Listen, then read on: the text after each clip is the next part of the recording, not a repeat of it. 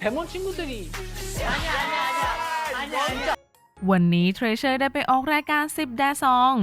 ซึ่งแดซองเนี่ยก็เป็นรุ่นพี่บิ๊กแบงที่เทรเชอร์ต่างให้ความเคารพและยกให้เป็นไอดอลตลอดกาลของพวกเขาด้วยความที่บิ๊กแบงไม่ได้ทำกิจกรรมวงมานานหลายปีแล้วจึงได้เจอกับเทรเชอร์แค่ไม่กี่ครั้งในช่วงที่หนุ่มๆยังเป็นเด็กฝึกอยู่เท่านั้นจึงมีเรื่องให้อัปเดตกันมากมายว่า YG ในยุค Big Bang เป็นยังไง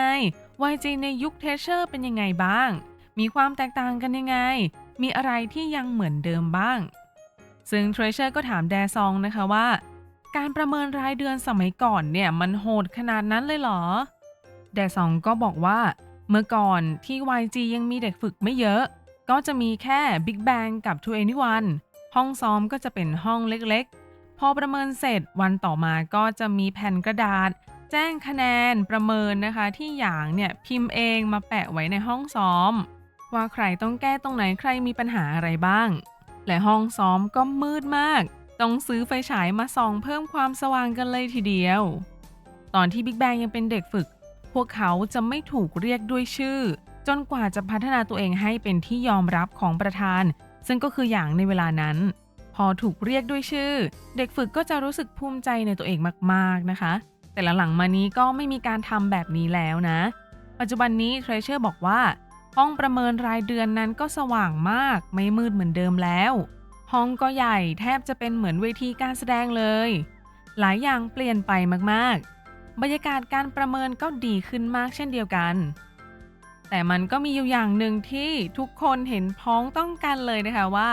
มันยังเหมือนเดิมไหมเปลี่ยนแปลงก็คือการเร่งงานในวินาทีสุดท้ายอย่างประสบการณ์ตรงของแดซองก็คือตอนที่ Big Bang จะต้องขึ้นแสดงมิวสิกโชว์แต่พวกเขาไม่ได้รับเพลงที่จะใช้แสดงมาซ้อมก่อนเพราะคนที่ดูแลเรื่องนี้คือหยางแล้วตอนนั้นเป็นช่วงปลายปีหยางยุ่งมากๆก็เลยลืมส่งเพลงให้พวกเขาแต่สุดท้าย Big Bang ก็ไปหาเพลงมาซ้อมจนผ่านไปได้ด้วยดีซึ่งเรื่องนี้ Treasure ก็เห็นด้วยมากๆพวกเขาบอกว่าบางทีสตาฟก็จะมาแจ้งแล้วขอคำตอบภายในวันนั้นเลยซึ่งความเป็นจริงแล้วเนี่ยน่าจะสามารถแจ้งก่อนหน้านั้นได้แต่ก็มักจะมาทำก่อนถึงวันนัดหรือจวนตัวก่อนแล้วค่อยจะมาแจ้งมาเร่งเอาคำตอบอะไรแบบนี้แดซองเลยบอกว่าถ้าแม้ว่าจะเจอปัญหาแล้วเด็กๆก็ยังทำได้ดีแบบนี้ต่อไปเนี่ยเหมือนมันไม่มีปัญหาค่ายก็จะไม่เรียนรู้ที่จะเปลี่ยนแปลงแดซองเลยบอกว่ามันมีวิธีทางแก้ทางเดียวเท่านั้นถึงแม้ว่าแดซองจะยังไม่กล้าลองนะคะแต่ก็เสนอให้เทรเชอร์ลองทำตามดูสักครั้งแดซองบอกว่าให้เทรเชอร์เนี่ยลองทำงานออกมาแย่สักครั้งดูลองพังการแสดงดูสักครั้ง